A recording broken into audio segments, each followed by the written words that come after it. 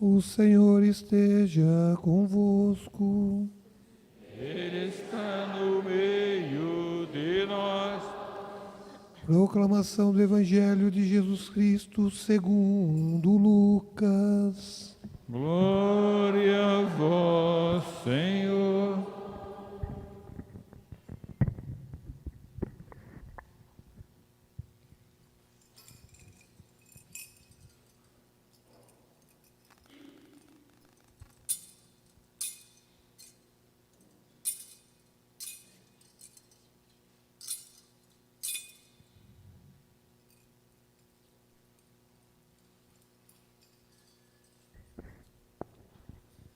Naquele tempo, Jesus, levantando os olhos para os seus discípulos, disse: Bem-aventurados vós, os pobres, porque vosso é o reino de Deus. Bem-aventurados vós que agora tendes fome, porque sereis saciados. Bem-aventurados vós que agora chorais, porque havereis de rir. Bem-aventurados sereis quando os homens vos odiarem, vos expulsarem, vos insultarem e amaldiçoarem o vosso nome, por causa do Filho do Homem. Alegrai-vos nesse dia e exultai, porque será grande a vossa recompensa no céu. Porque era assim que os antepassados deles tratavam os profetas. Mas, ai de vós, ricos, porque já tendes vossa consolação. Ai de vós, que agora tendes fartura, porque passareis fome.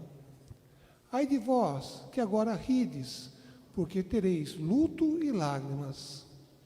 Ai de vós, quando todos vos elogiam. Era assim que os antepassados deles tratavam os falsos profetas. Palavra da salvação. Glória a vós, Senhor.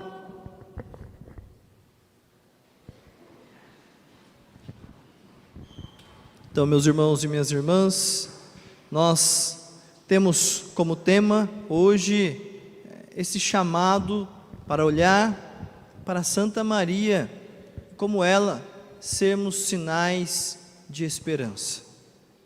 Ser sinais de esperança, vivendo a fraternidade, vivendo a amizade social. Para isso, quero chamar a atenção de dois pontos importantes que a palavra de Deus nos traz e que nos ajudam a refletir a respeito dessa realidade. O primeiro ponto está na primeira leitura, que fala sobre o tempo.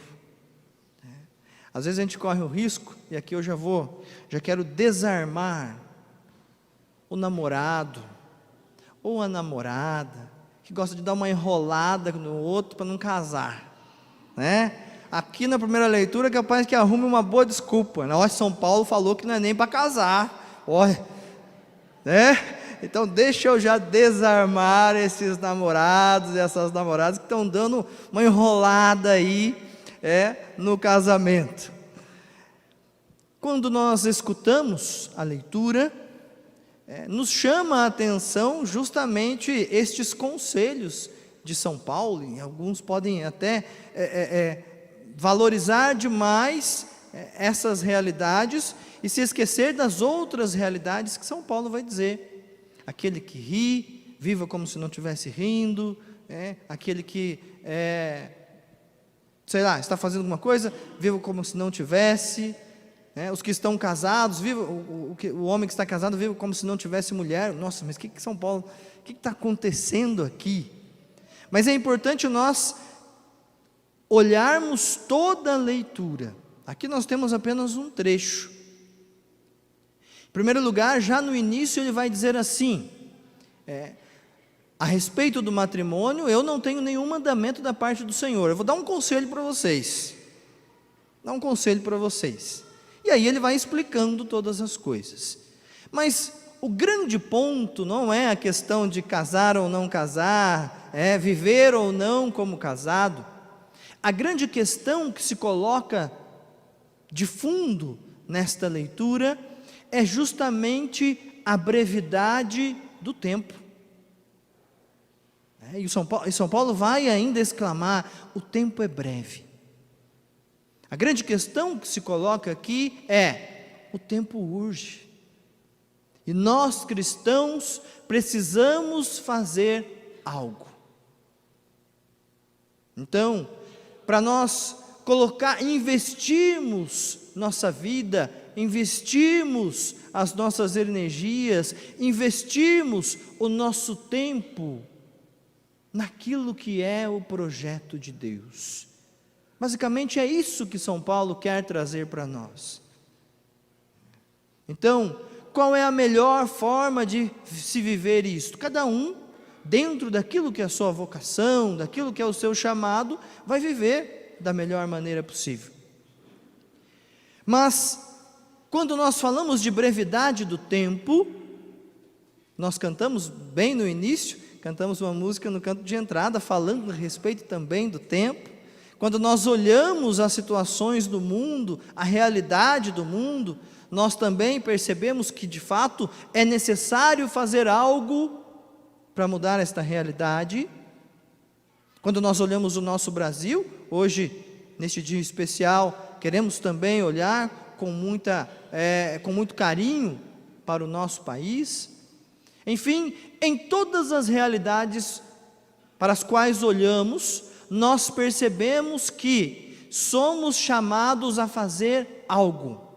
Somos chamados a conduzir estas realidades, a contribuir na condução dessas realidades, destas situações, das pessoas envolvidas nestas situações, conduzir rumo ao projeto de Deus. Por isso que São Paulo está todo afobado, está todo ansioso escrevendo esta carta, justamente para isso, para chamar a atenção, para dar um choque nas pessoas, para, poxa vida, se São Paulo está dizendo isso, o que é que eu estou fazendo? Então, somos chamados a viver isso, mas veja, não somos chamados a viver isso, porque quando nós continuamos a ler a carta de São Paulo não está dizendo então, viva a sua vida da melhor maneira conforme o projeto de Deus. Não, se você lê a carta de São Paulo aos Coríntios, em diversos momentos, em qualquer carta de São Paulo, ele vai falar a respeito de comunidade, ele vai falar a respeito de caminhar juntos, ou, talvez num termo mais atual, no qual o Papa Francisco, percebendo a urgência dos tempos, está colocando cada vez mais aí, para que nós todos possamos tomar consciência, caminhar juntos, viver a sinodalidade. Todos nós sabemos muito bem daquela frase conhecida que o andorinho faz verão, não é isso? Uma pessoa não vai conseguir mudar a realidade. Todos nós unidos podemos fazer muito mais. É verdade ou não é? Claro que sim. Claro que sim. Então, diante do tempo, da urgência do tempo, da urgência das mudanças que precisam acontecer, nós somos chamados a nos tornar sinais de esperança aonde quer que Deus nos coloque, aonde quer que Deus nos envie. E aí entra o Evangelho que nos fala sobre as bem-aventuranças, que fala sobre bem-aventurado aquele que chora, aquele que tem fome, aquele que é perseguido. E aqui nós precisamos prestar atenção num detalhe importante, não é o fato apenas de você chorar, você vai ser bem-aventurado e vai para o céu, não é? Não é o fato apenas de você ter fome, porque se for de chorar, tem gente que está tão chorão, né? Nossa, você vai para o céu direto, esse aqui vai para o céu direto, nossa senhora, tem uns jogos de futebol, né? Tem uns jogadores que são chorão, esse daí vai para o céu direto, não. Mas a forma como nós vivenciamos cada uma destas realidades. Ou seja, a forma de vivenciar estas realidades em Cristo. O grande segredo de todas as coisas, do tempo que urge, da caminhada juntos, de vivenciar estas dificuldades, é Cristo. Cristo no centro. Mas eu quero chamar a atenção para mais um detalhe, que talvez a gente muitas vezes não pensa ou não reflete sobre isso no Evangelho. Nós somos chamados a viver estas realidades que são realidades da vida, ou o choro, ou o sofrimento, e para alguns a fome, para alguns a perseguição, são realidades próprias da vida. Mas nós somos chamados não somente a viver da maneira certa, quando esses momentos chegarem na nossa vida, mas nós também somos chamados, irmãos e irmãs, e aqui está a grande realidade do sinal da esperança, nós também somos chamados a nos aproximar de quem está vivendo estas realidades também. Talvez você não esteja passando fome, mas talvez você saiba quem está. Talvez hoje você não chore, não esteja sofrendo, mas você sabe quem está. Talvez você não esteja sendo perseguido, mas você sabe quem está. Então, somos chamados a ser sinais de esperança na vida destas pessoas. E nós sabemos muito bem que não é apenas uma ou duas pessoas. Muitas e muitas vezes é a sociedade. Muitas e muitas vezes são grupos de pessoas. E ser sinal de esperança não é olhar para aquela pessoa, sentir pena e simplesmente dizer, vou rezar por ela. Que bom, já está rezando, já está dando o primeiro passo. Mas nós somos chamados a fazer muito mais. Nós somos chamados a ir em direção delas. Ir ao encontro. E o Papa Francisco fala muito a respeito da cultura do encontro. Ir ao encontro destas pessoas. É tão bom. Não sei se você já viveu situações, com certeza já viveu. Com certeza já viveu. Alguma situação difícil de sua vida, em que você se sentia, talvez ali, sem encontrar uma solução, sem perceber uma solução imediata, e de repente você vê alguém que vem te ajudar, um amigo, uma amiga próximo, um familiar, talvez o padre, ou qualquer outra pessoa, mas você vê aquela pessoa indo em direção a você, você vê aquela pessoa se colocando à disposição para te ajudar, ou pelo menos para estar contigo naquele momento difícil. É verdade ou não é que isso consola, que isso conforta, que isso traz esperança? Vou dar um exemplo muito simples, mas eu me recordo, eu já seminarista, e a minha mãe tinha sido internada, foi para o hospital, foi para a UTI, estava com um sódio muito baixo, e a coisa estava toda complicada. Passados uns dias, quando ela saiu da UTI, foi para o quarto, nós recebemos a visita de duas senhoras da Pastoral da Saúde. Vieram, conversaram.